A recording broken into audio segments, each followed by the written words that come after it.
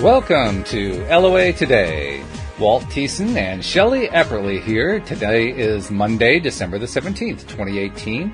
It's 8 p.m. New York time. That's 5 p.m. Los Angeles time. 1 a.m. in London, England. And in Sydney, Australia, it's around 12 noon, lunchtime. Wherever you're tuning in from around the world, we welcome you and say thank you for joining us for the live stream. Of course, if you're listening to the podcast, you're listening to the recording. We love having you here, too. This is a kind of a milestone day here on LOA Today because with Patty Framo going on to do other things with her life and her career, that created an opening. And interestingly enough, the opening got filled the same day it came open. I got an email from Patty saying she had to move on. And the same day, I got an email from one of our listeners saying she'd be interested in being on the program more often. And I'm thinking, this is law of attraction in action. This is exactly the way it's supposed to work. This is the universe having my back, and I love it. Yeah. So I had a little conversation with Shelly, and everything was working good. So I am now proud to say, Shelly Epperly, welcome to the podcast. Thank you so much. I'm excited to be here. This should be super fun. It is a lot of fun. And just to give people an idea who Shelly is, she's a self-described coach and mentor of the law of attraction. So a lot of smarts where LOA is concerned coming into the picture. She says she enjoys helping and guiding others to their best life. She's a mom. She's got two great kids, a 21-year-old daughter and a 16-year-old son. She says she's wife to a great guy, not just a good guy, a great guy named Scott. She's a working stay-at-home mom, and she loves making her way through life and teaching, learning and teaching, and she's been so glad to join the show. So we have some expertise coming in here, which is really good, and a new perspective too, because up until now we've had mostly life coaches, and in one case a good friend, and in another case a listener. And this is kind of similar to your situation, Shelly, because Louis D'Souza, who does the Monday morning podcast with me, is from London, and he is also kind of a self-taught guru who helps a lot of people out. And introducing him, bringing him to the podcast has been really fantastic, to say the least, because he's brought in, among other things, our understanding of Jin-Shin-Jyutsu, which is completely new to me, except for the last 2 months. I feel like I have some idea of what it's about now. But it's fascinating stuff, and timely, too, because I've been trying to use it with my wife, who, as our listeners know, has been dealing with a medical issue, and we're hoping that it helps with that. It's been a pretty serious medical issue, so right now we're mainly dealing with the Western medicine first, but we've done a little bit of energy work. We're going to do some more, and I don't have anything to report one way or another, but certainly the information that Louis and his friend Astrid have been sharing with us has been, fascinating. It's been truly exceptional. So you have a high standard to reach here, okay? No pressure, but okay. So I'll do my best. So I read the potted biography, but what else should we know about Shelly? I mean, what makes you tick? And I don't think I really asked you, but what made you want to be on the program?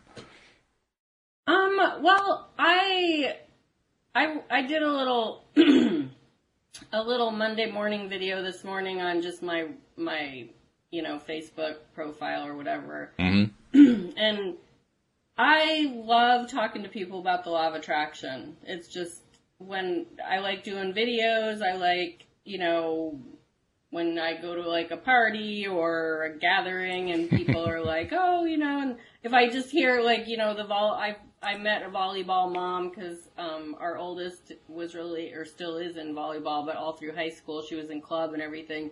And as soon as one of the other volleyball moms was like, oh, so you're like vibing really well with that or something, and I was just like, oh, you're my person, you're my people, So I just love that. I don't really get stage fright, so I just love getting on here and talking, and I love like-minded people that, so my bread and butter business is reselling mostly clothes on eBay and Poshmark and Mercari and stuff, so that's kind of my day job, and this is just kind of a hobby of mine that I've always wanted to push farther. And, when we did our little video interview, I just thought it was so interesting because, I told you that my brand that I had kind of come up with was creating Happy Mondays, and you're Right. like, and this is happening on Monday. On Monday, like, right? duh, because I didn't even like put all of that together. I was just like, oh, this is cool. I'm going to be on this podcast. And then you're like, yeah, it's on Monday, and it just happened organically, like it just happened, you know, it just came together perfectly. Cue the Twilight Zone music. Yeah, exactly. It's good though. That's good. Yeah.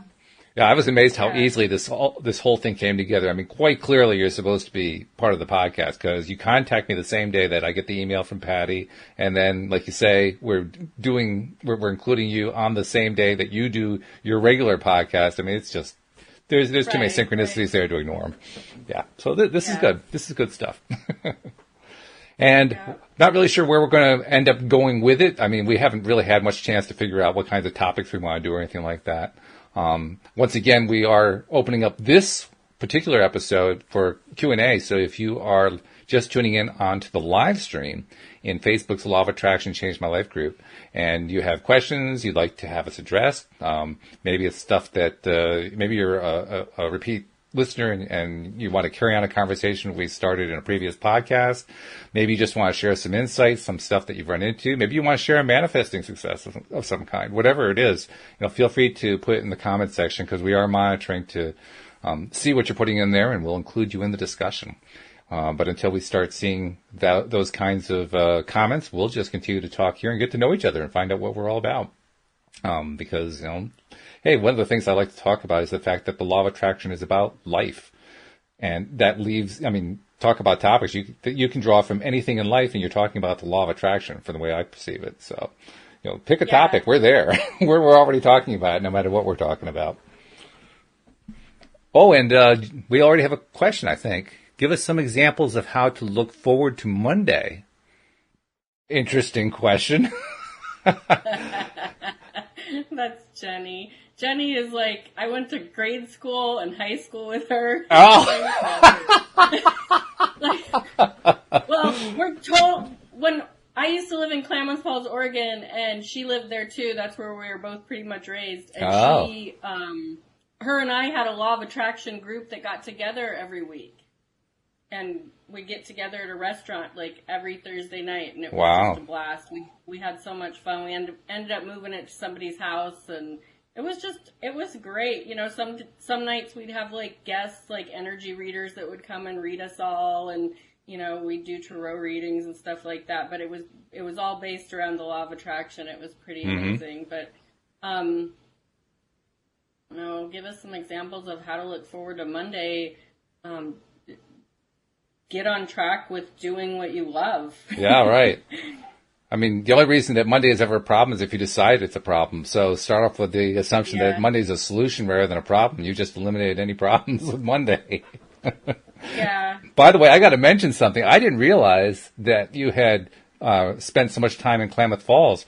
I lived for a year in Medford, just down the road from you.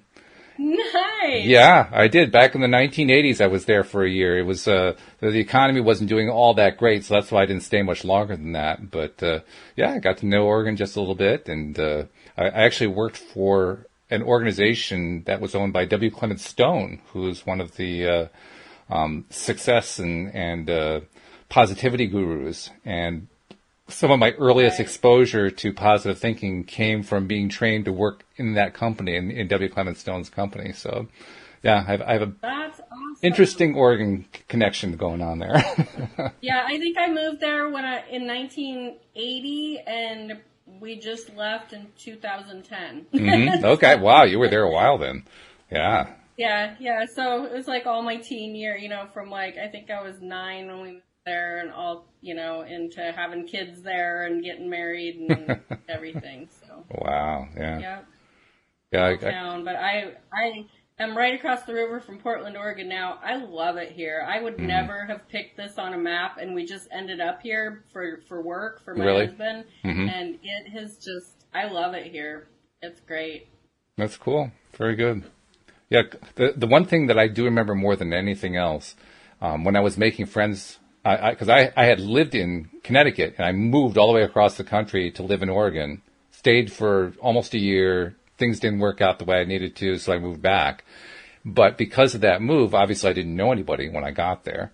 And most of the people I ended up knowing, I knew them because of working for that insurance company that Stone was the owner of. And the people I got to know, well, first of all, the most important thing I learned from them is that as an Easterner, I spoke too quickly. They couldn't understand what I was saying. So I would talk like this, and they would say, "What are you talking about? I don't know what you're saying."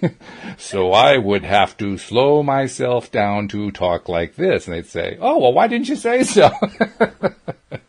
But it was an interesting thing. Yeah, it was really surprising. And I have to admit, people on the East Coast do tend to speak more quickly, and you have to kind of get used to that if you live on the East Coast.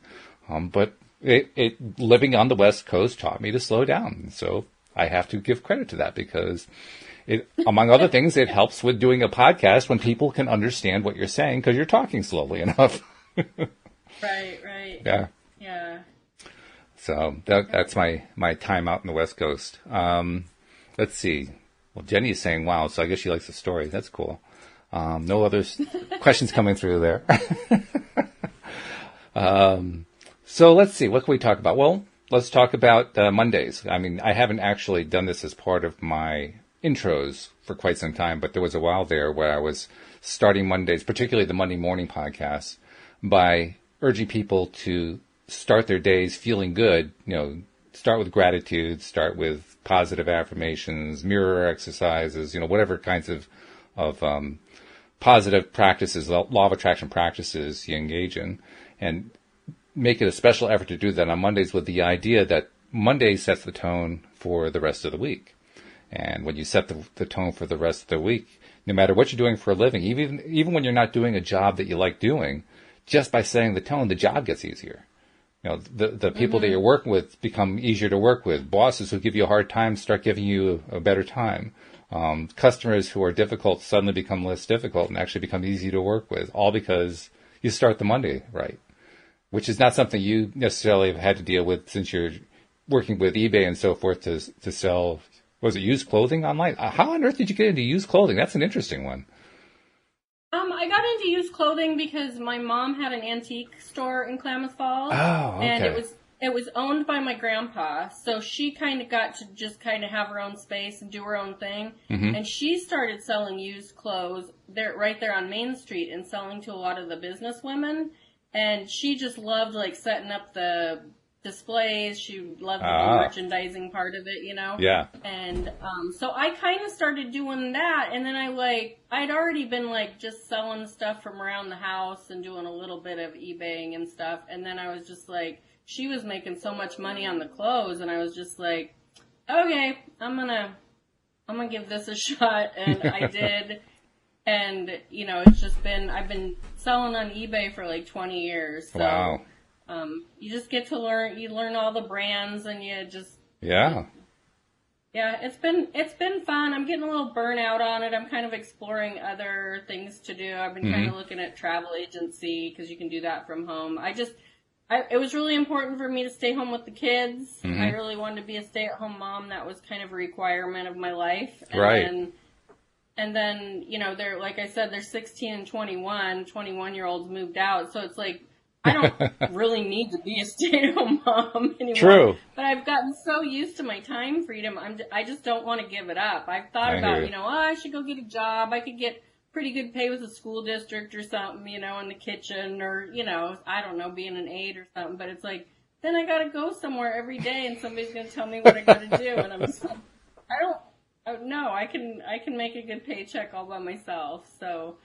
Well, you're following your heart. That's good.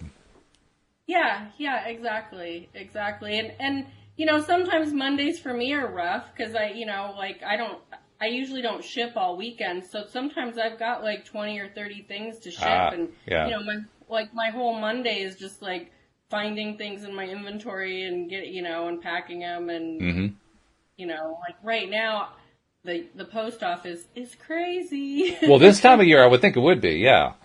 Yeah, today I parked in a store next to the post office and walked over. I have these big IKEA bags that I put all my stuff in, so, but there was just no parking in the parking lot. So yeah, it gets a little crazy, but But, you know, I don't ever wake up on Mondays just going, you know, this is going to suck so bad, you know, and I kind of started focusing my coaching around that, like, you know, you can do whatever you want. Like, we live in America, you know, and, you know, you might not be able to quit your job tomorrow because it would be financially devastating, but you can start working towards whatever that is that you want to do. Sure. And if you enjoy it enough, you're going to wake up excited about it, you know? That's true, yeah. Very true. So. And we actually have another question, this time from Deidre, who is a regular listener. Deidre says, I am extremely passionate about the law of attraction and want to be a life coach also, like you guys. Is there certification involved, long training, etc.? Not that it matters to me because I will do whatever I must. I just would like to know. I think I'm going to answer that one first because I want you to know that the people who are self-identified on the show as life coaches, people like Joel and Patty when she was on it, Linda, Cindy, Tom, Wendy when she was on the show, all of these are certified life coaches. All of them have been through certification processes. And for a time there, I was really emphasizing making sure I got people who had certification just because I knew that they would be really, really informed and knowledgeable about the topic. And I was looking to make the show to kind of take it to what at that point was the next level in terms of making it more sophisticated and really getting in depth into the issues and so on and so forth related to the law of attraction. Now, myself, I'm actually not a life coach. I kind of get involved in it just because, in a sense, because here on the podcast, people ask questions. So in that sense, I'm doing some coaching. But I also, you'll probably have noticed by now, I defer to my professional life coaches whenever I can, first and foremost, because they're the ones who have the training. But there's, to the best of my knowledge, there's actually no requirement that says you have to be a life coach who is certified. Many people would say it's a good idea to become one. It certainly gives you credentials, and credentials are useful, particularly when you're trying to market yourself. But I'm pretty sure you don't have to be a certified life coach in order to hang out a shingle. I mean, that's what your experience is, isn't it, Shelly? Yeah, the only reason I call myself like a professional life coach is because I have been paid to coach people, but I don't have any certification. It's just basically sharing what I know, and I've, you know, kind of just brought a few people through the process of getting to a new level in their life or whatever. But, right.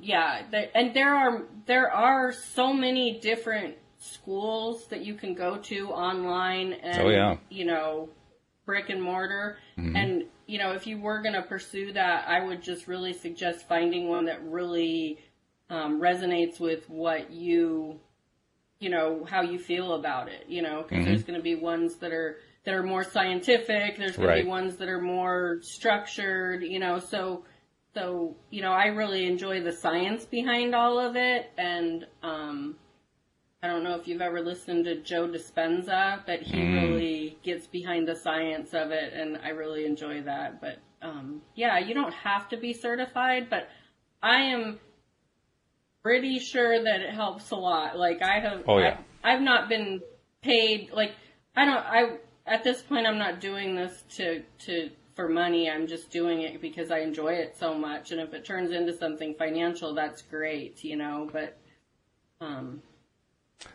yeah. She added on to her question. She said, just for something to do related to learning more about the law of attraction, she says, I happened upon a Udemy course this past Saturday, and currently where I am in the coursework, the students have to create a master list of desires in every area of life. I have about 4 pages of things, and most of it has to do with having a career in specifically this area. And then she said, yeah, well, I'd like to just do it. I understand. Yeah, sure. I totally get that. And if, you know, if Udemy gives you what you're looking for, then by all means follow that path. The other thing I can tell you is if there's any of the life coaches who are professional certified life coaches that I do the podcast with who you like particularly, maybe you like something about their approach or their mindset or whatever, let me know which one or which ones, and I will find out from them where they got their certifications so you can find out about the programs they went through. So something else to think about. That's a great idea. Yeah. I mean, because you're right, Shelly, there are a wide range of trainings on this kind of thing because there's no standardization. So essentially you have individuals who have put in a lot of study. Maybe they themselves got certified by somebody else, and then they decided they were going to create their own certification program. And some of them have made it, very, very involved, very intricate. There are programs that take a year, 2 years, 3 years, depending on the program. And some of them have developed pretty big names in the coaching industry, in the life coaching industry, in terms of having great reputation for putting out top quality coaches. Of course, they're the ones who also have the most difficult courses. So, one goes with the other. Right.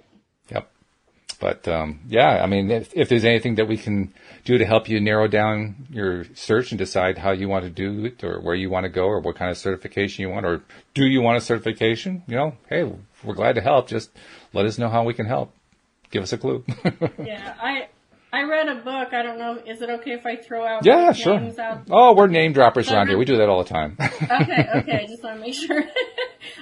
So I read a book. It's called I believe it's called The Millionaire Mentor by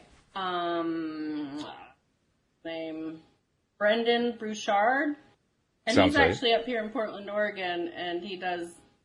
But it's just a really cool book about how you can put together like your own system, like your own digital course on the law of attraction, or what horseback riding or golfing, or just basically you're an expert in something. You know more about something than most people because you enjoy it. It could be gardening or aquariums or whatever. He would, Right. He's just like you're an expert in some sort of hobby, and you can actually make that into a career if you put it together. And he like lines it all out how you can put that together and make really good money at it. So, yeah. Yep, she's made a note already about Brendan Bouchard, so that was a good name drop. Trying to think who some of the others are. One of the more famous ones offering certification in law of attraction life coaching is Christy Whitman. And I can't remember what the name of her school is, but she's got a pretty big reputation and has churned out a lot of very successful life coaches. So that's somebody to look at. Also, Jeanette Mois, who is a friend of Cindy Chavez's, has a school and apparently has done very well with that school. She does kind of a wide range of things, I guess. I'm still getting a sense of what Mois does, but quite successful in her own right.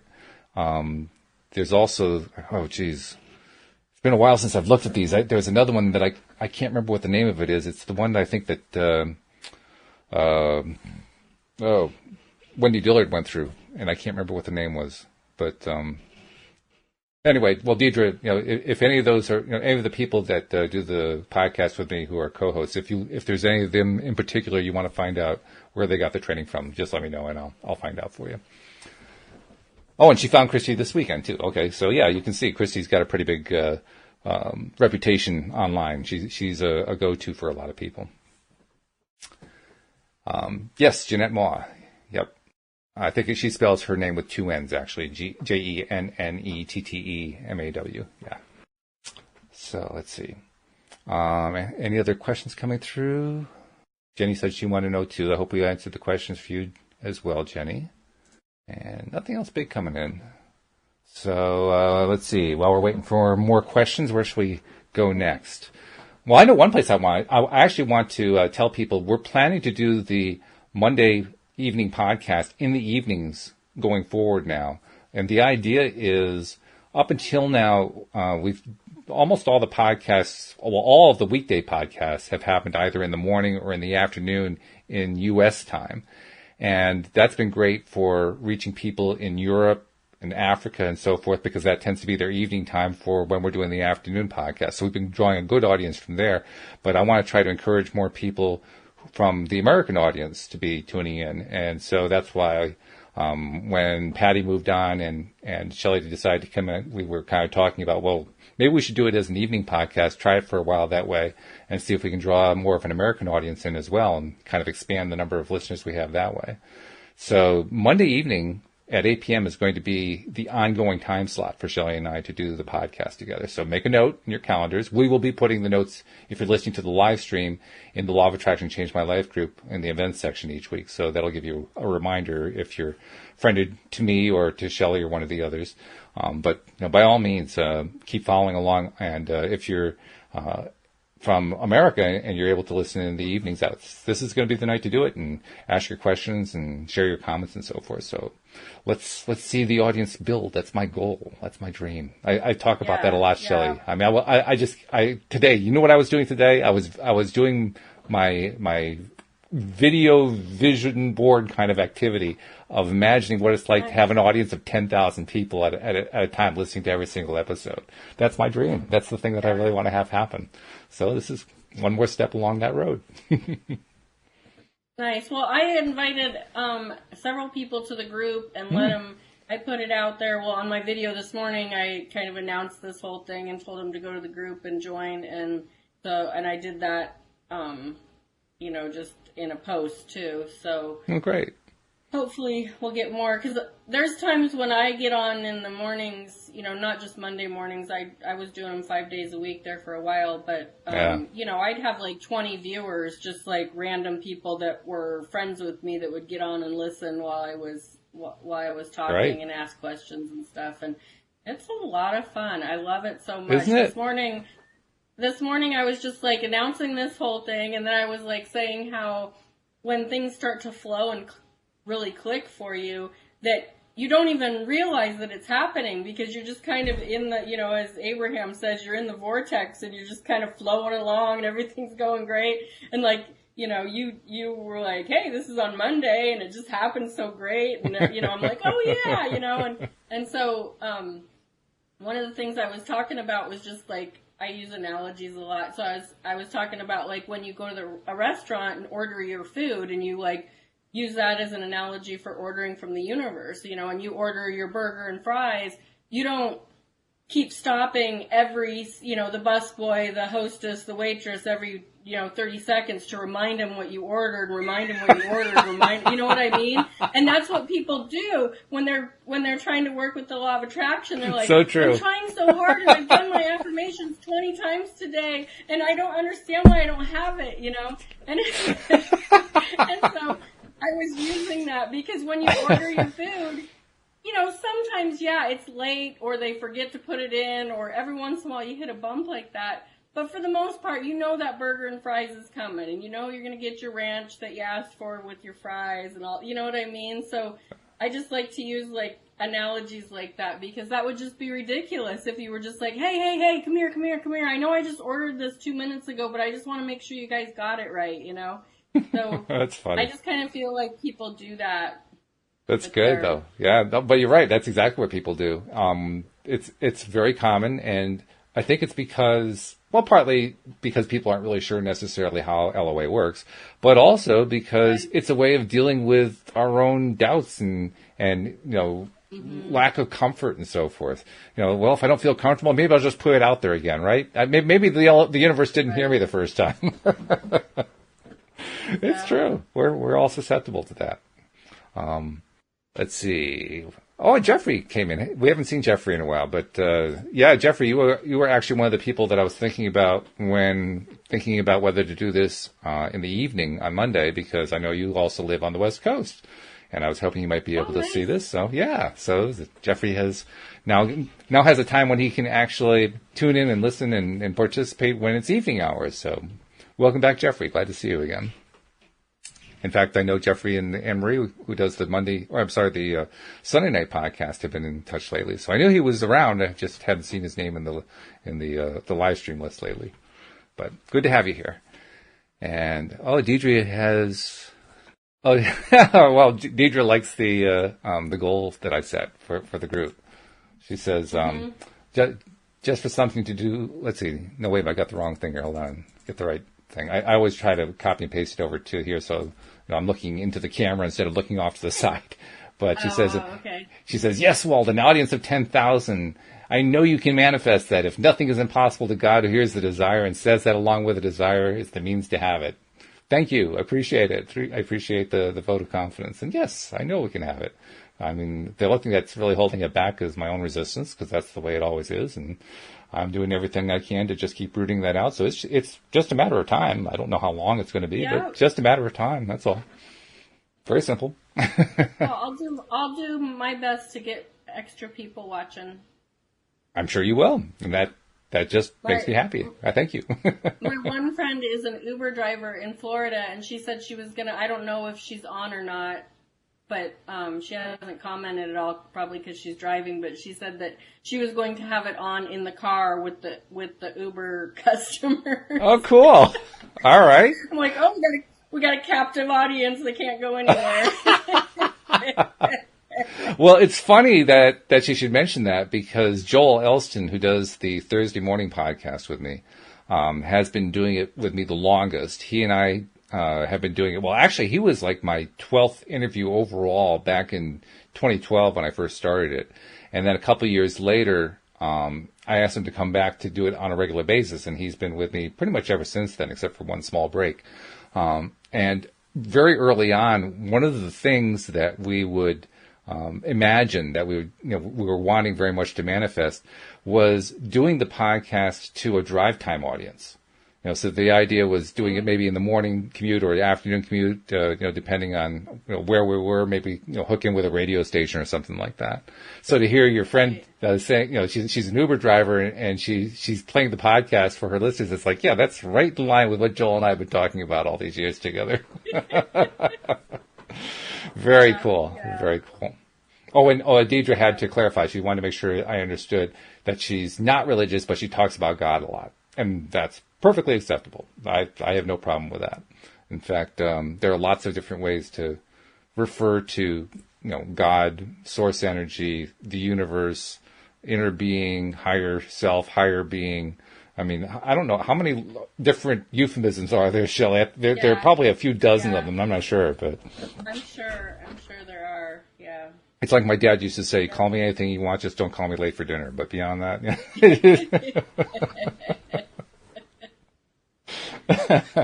yeah. I personally, I don't tend to call source energy God. I just tend to call it source because for me it's more direct, but it's all equivalent. It's all pretty much the same thing.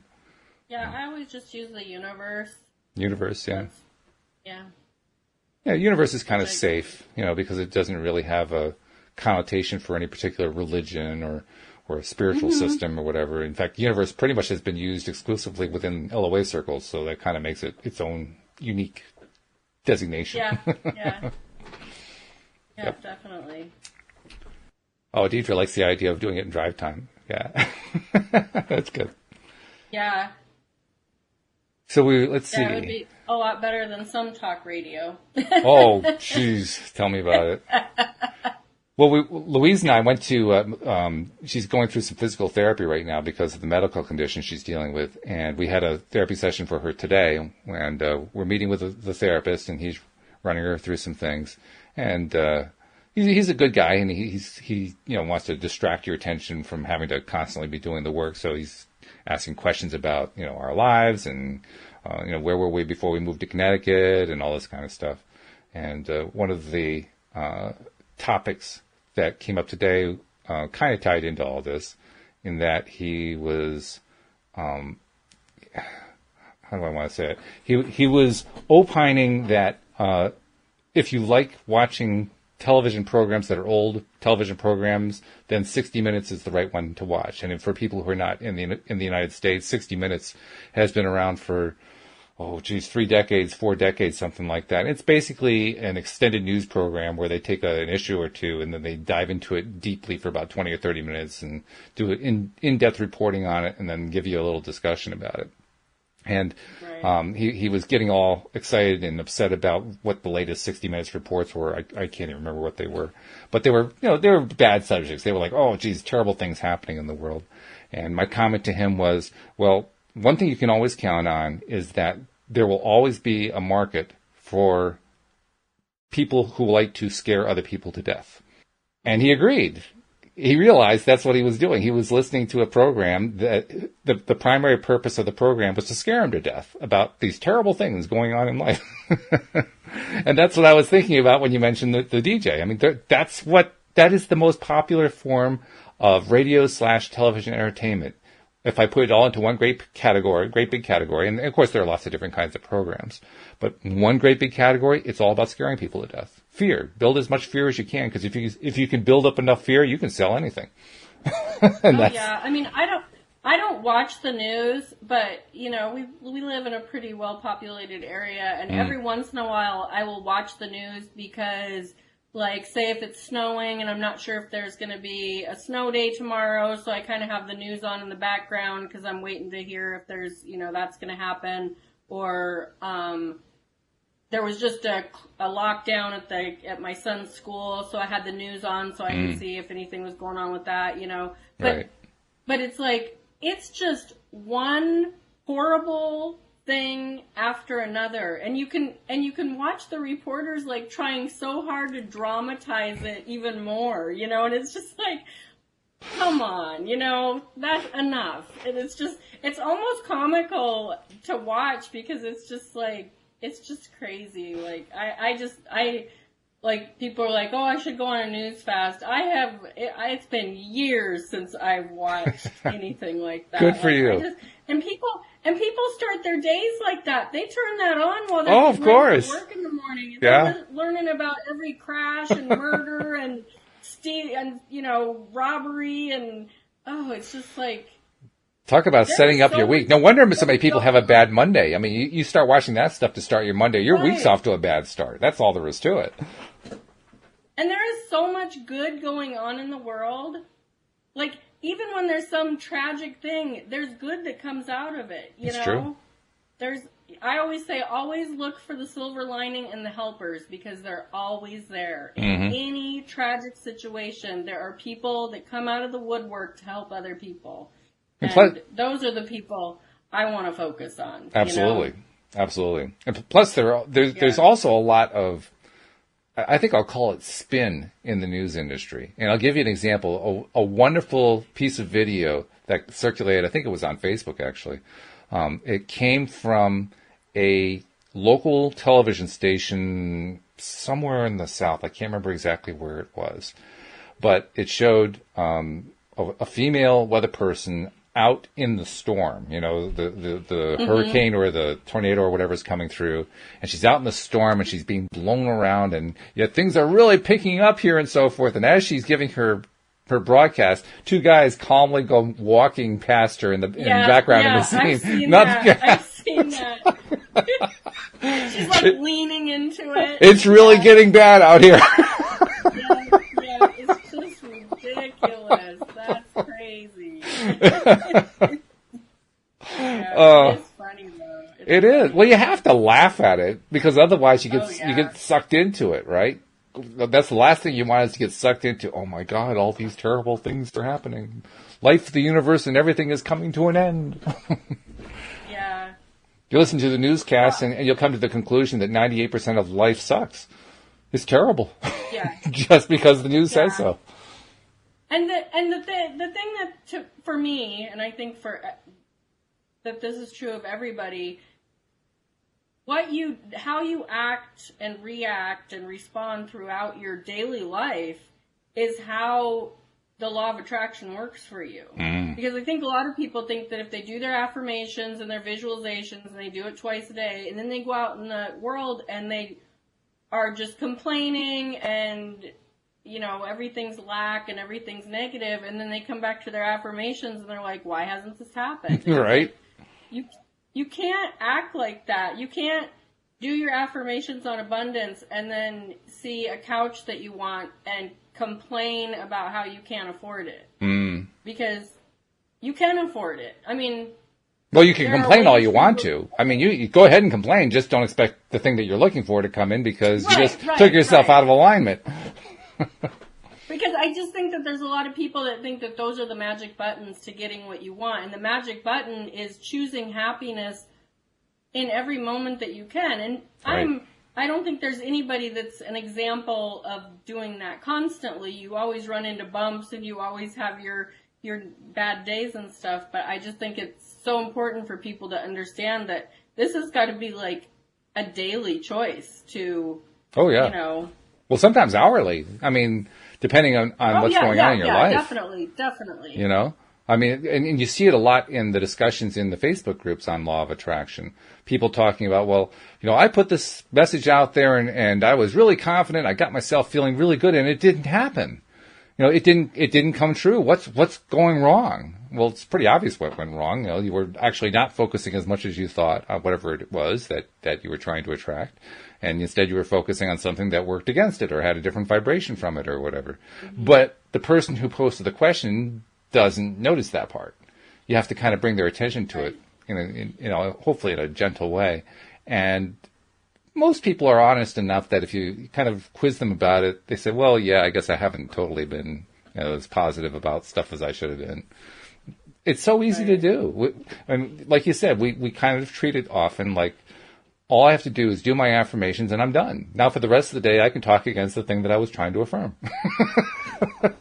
Yeah, well, I've just gotten to a point in my life where my affirmations are just my habits. Like, I don't necessarily wake up every morning going, I am this and I am that and shutting my eyes and visualizing. I just know my day's going to go pretty good. I mean, very rarely do I have a bad day. That's and good. if I do start to have a bad day, it usually ends up just being like a bad hour or two and I snap out of it because I know if I don't just stop what I'm doing and go do something that makes me feel better in that moment, then I'm just gonna snowball. Like, right. If I just keep pushing and pushing and pushing, I've learned to just pull back and go, okay, I just need to go sit down and watch TV for a minute or whatever it is that's just going to put me back in some sort of calmness, It's amazing, though, how often we'll, especially if it's something about finances or money, people will do their affirmations on their money, and then they'll spend large portions of their day talking with their colleagues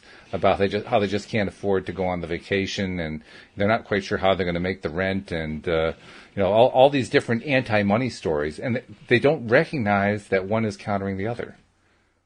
Because we're so used to it. I mean, these kinds of conversations we have are habitual. We do them almost unconsciously. It's just part of our daily banter. And that's the part we really need to work on, is changing that conversation around. So that's why it's so good to let go of watching the news. That's a great way to kind of shake your mental life up for the positive, just by turning off the television, turning off the radio, whatever it is your news source is, and just turning it off for a while. Changing the mindset that way. Because now it's not part of your... Yeah, well, forever's not bad. Yeah, I have to admit, I have had it off for periods of time in my life. I can't always leave it off because I was a political science major. And, even though I know that politics is not good for me, I still have that real curiosity, like, I wonder what they're going to do next. So I have to follow it to a certain degree. Well, that's my little... guilty pleasure is reality TV. Oh, yes. I'm like Teen Mom, Housewives of whatever, Below Deck. Like, I just have like I record them all and watch them all. That's my guilty pleasure, and I'm like, I'm not sorry about it. I enjoy it. Like, well, like you're saying with the politics. Like, to me, I just hate politics. Like, to me, it's just all such BS and... Well, it is. Crazy, You think that for a reason. And so I really pull back out of conversations about it and stuff like that. But like the whole reality show thing, I'm like, that's what I do when I'm just like turning off, just like powering down or whatever. I just watch that stuff, and it's almost analytical for me because I just love watching these people and trying to like figure out their issues or whatever. That's what politics is for me, literally. That's how I look at it. I mean, talk about you get an entire stage full of dysfunctional people out on the political scene. I mean, they're more dysfunctional than the reality TV people are. Oh yeah, definitely. So you learn a whole lot about issues about personal issues by watching politics. But I still don't recommend it. I mean, it's not healthy. It's not good for you. But if you can have some degree of distance from it, you can do it in small doses without killing yourself, without deeply poisoning yourself. Ugh. Yeah. But there are times I have to just kind of push myself away from it because I can feel it. You know how it starts to it kind of builds up inside of you, and you can just kind of feel the alignment going away. And oh no, okay, I've reached the limit. I've overdosed. Time to put it aside. Just turn it off. Make it go away for a while. I got a detox. Yeah, definitely. Yep. Definitely. Gotta know what it's like. What people who drink alcohol like to say. You have to know what your limit is. Well, I do know what my limit is. The only problem is that the limit keeps shrinking.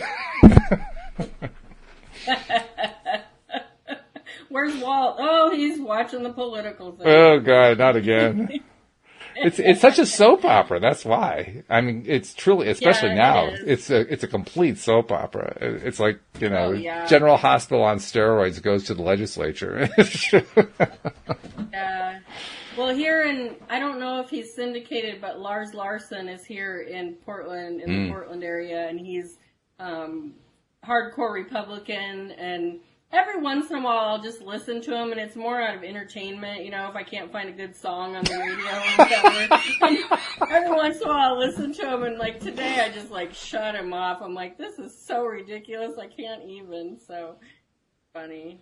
Let's see, Deidre says she has a question. So, go ahead and type your question in, Deidre, because we're just kind of talking about stuff, chewing the fat. We love to have something to really sink our teeth into. So, ask the question. Don't hesitate. We're waiting. Operators are standing by. That's right. Oh, good grief. Besides, anything to get us to stop talking about reality TV shows and politics is a good thing. So. Yeah, exactly. She's like, I need to shut these people up. Well, actually, apparently not, because the question is kind of on the same topic. So she's asking, is it harmful to watch true crime shows? She says, I used to be addicted to shows like The First 48. Do you want to have a first stab at that, or shall I? No, go for it. Okay, well, I'll tell you what my opinion is, and this is strictly an opinion. My wife loves crime shows. She's into... I'm not even sure if I could tell you what they are. Blue Bloods. That's the one about New York City cops. And what's the other one? Law and Order. She's into the really big ones like that.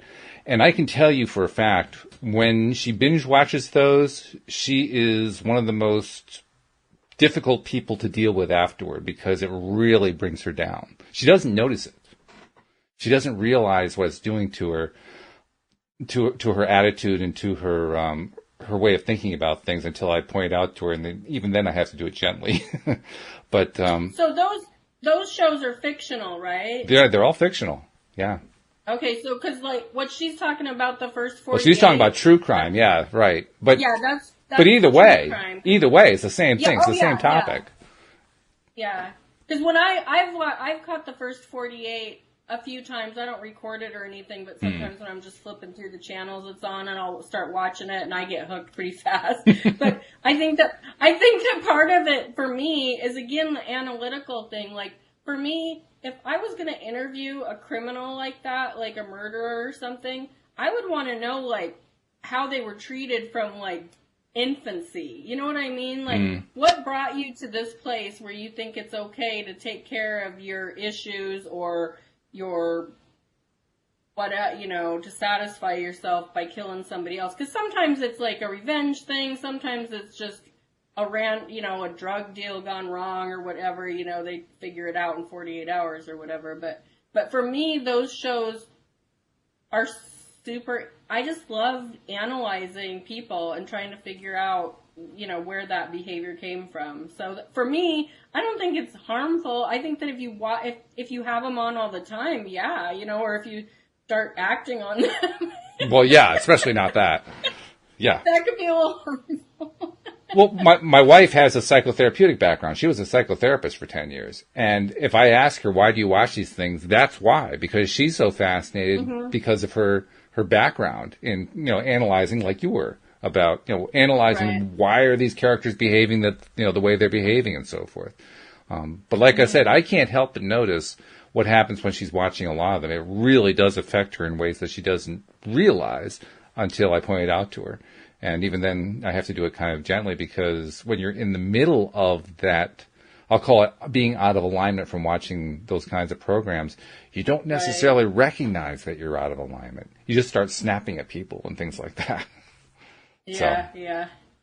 So I don't think there's any short-term physical harm to it, but in the long run, you're kind of setting up a pattern. I mean, that's really the risk that I have when I'm looking at politics. And I actually look at politics from afar. I don't watch news programs.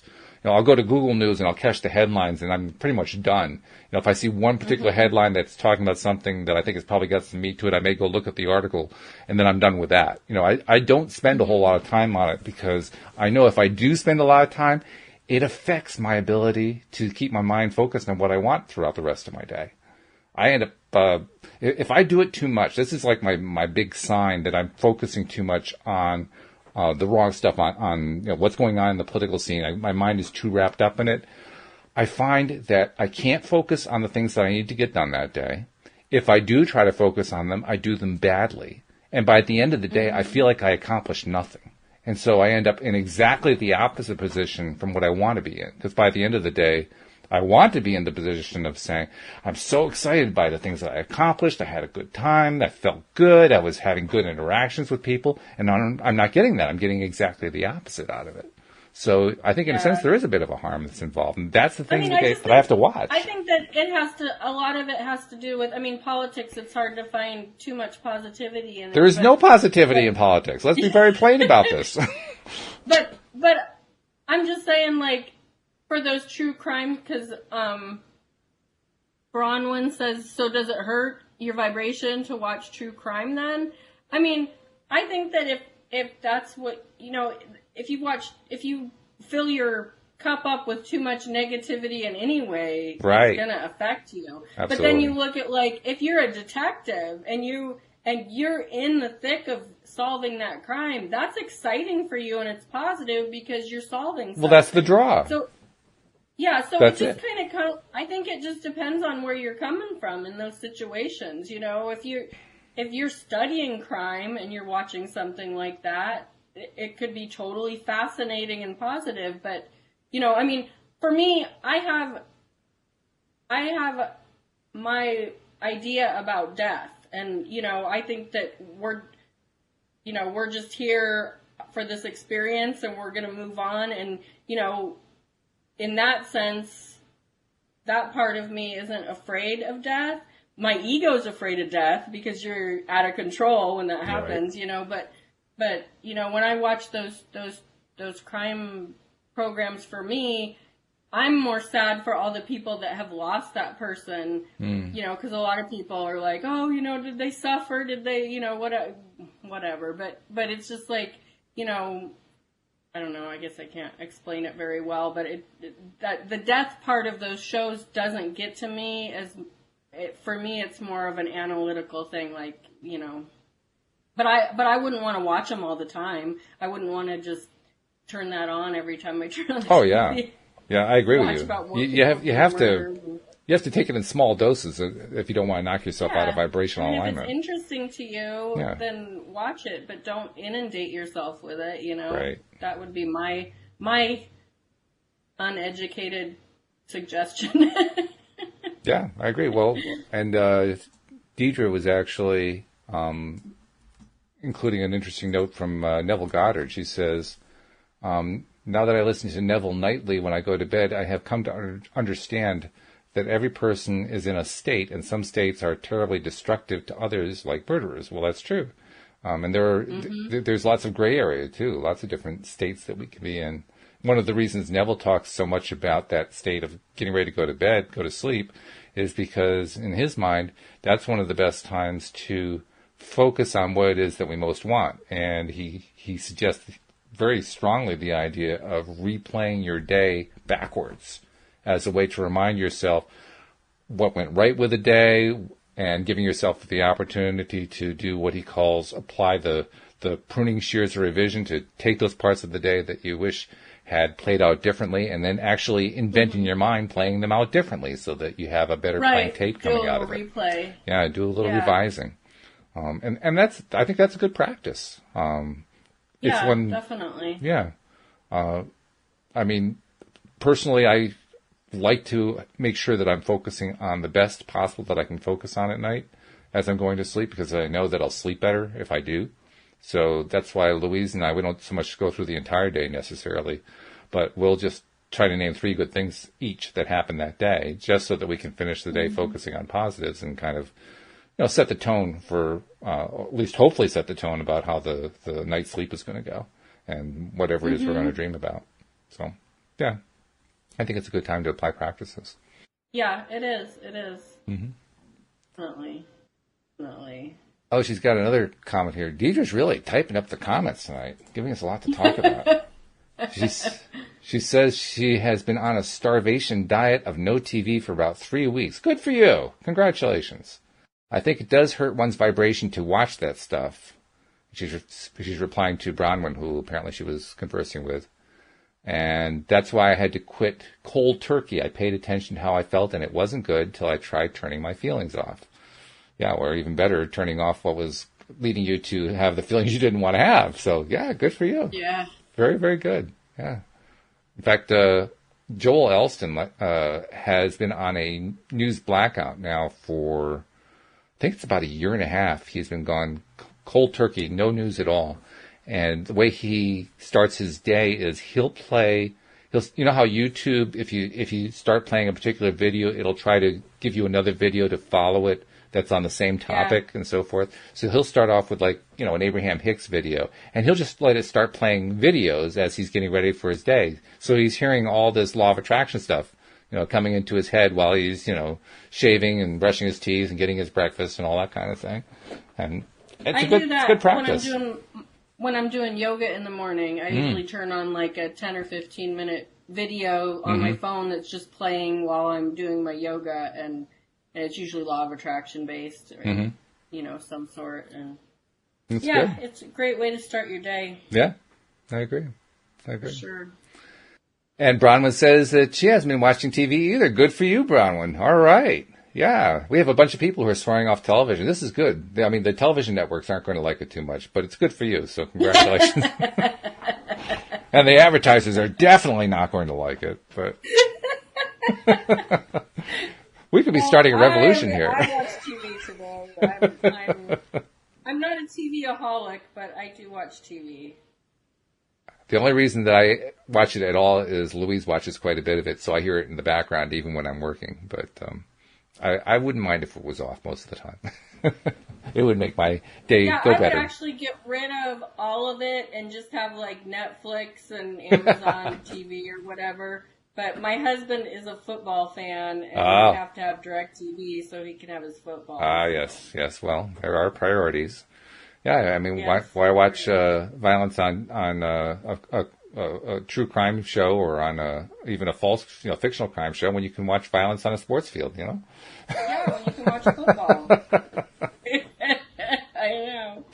Don't let Joel hear me say that, though. Joel and I like to tease each other because he's a big football fan, and I don't like football at all. And I'm a baseball fan. He can't stand baseball, so we're constantly teasing each other about it. Oh, gee.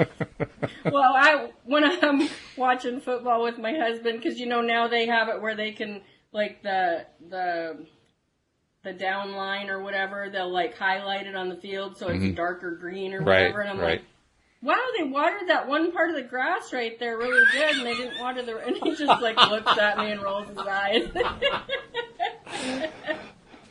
Well, my favorite baseball team since I grew up in New York State is the New York Yankees, and the Yankees have that home field uniform that's the pinstripes, right? That's what they're known for. Well, my wife realized early on that I was a Yankee fan, and she doesn't care about baseball at all, but she would watch some games with me sometimes just because she wanted to do something with me. And so I'm watching the game, and she'd go on to this running commentary about how they're wearing their pajamas. That's what she calls their home uniforms. That's their pajamas. And, they're going to get their pajamas dirty when they slide into second base. I always call them outfits. He's like, they're uniforms. They're uniforms. I'm like, their outfits are cute. Those aren't outfits. Those are uniforms. It's a good way to piss off a sports fan, I can tell you. Yeah. I just kind of mess with him, Oh, that's funny, though. But it is a good way to get into alignment, so hey, whatever it takes.